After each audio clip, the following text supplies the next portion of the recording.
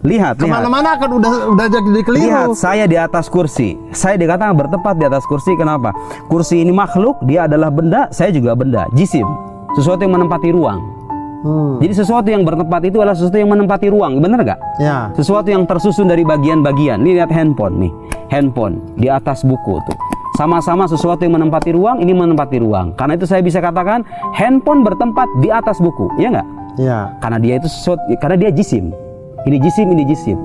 Terdiri dari bagian-bagian dan menempati ruang. Tuhan jisim atau bukan? Bukan dong. Bagus. Berarti kalau gitu bertempat atau tidak?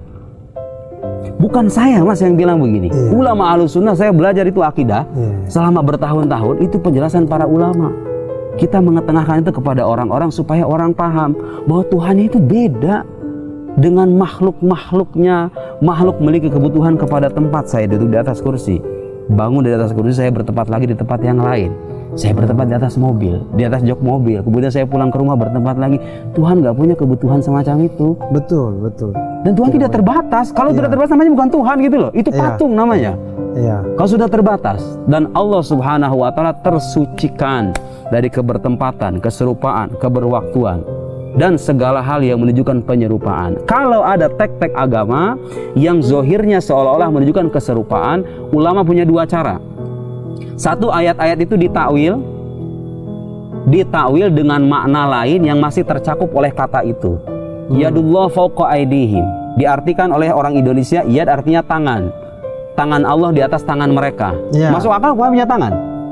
Tidak. Punya bagian-bagian dong kalau begitu Tuhan, ya enggak? Ya kan tersusun dong kalau gitu. Kalau tersusun apa bedanya dengan makhluk dong kalau begitu? Enggak, ulama mengatakan yad maksudnya bukan tangan dalam arti anggota tubuh, tapi kekuasaan. Di bahasa Indonesia saja kata tangan tuh nggak selamanya dalam arti fisik, benar nggak? Ada kalanya kekuasaan, ya nggak? Buat tangan oleh-oleh. Bagus. Indonesia berada di tangan Belanda. Maksudnya apa? Kekuasaan Belanda. Diafirmasi oleh bahasa kan? Iya. Bahasa Arab juga begitu.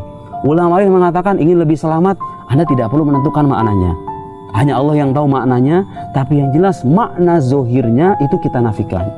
Makna zohirnya dari kata tangan adalah anggota tubuh kan? Kita nafikan. Wa yabqa wajhu rabbik dzul jalali wal ikram, dan kekala wajah Tuhanmu. Tuhan punya wajah?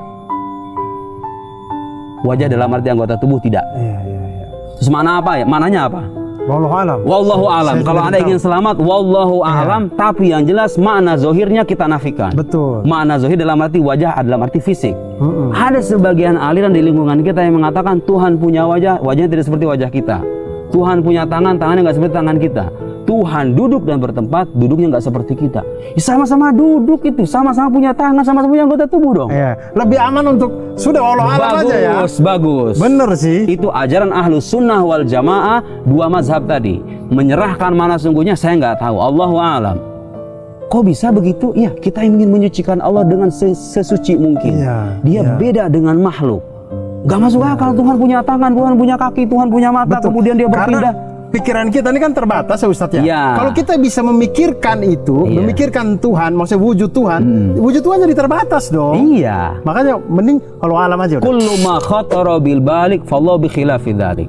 Segala sesuatu yang terlintas di benak kita tentang Tuhan bukan hakikat Tuhan itu sendiri. Tapi itu adalah cara kita diajarkan memahami Tuhan dalam batas kita sebagai manusia. Nabi itu datang bukan menjelaskan hakikat Tuhan, tapi menjelaskan sifat-sifat Tuhan supaya kita memahami dan mengenalnya dalam batas kemampuan kita sebagai manusia. Tapi Anda nggak bisa menyatakan ini hakikat Tuhan yang sesungguhnya, enggak. Paham? Paham. Jelas ya?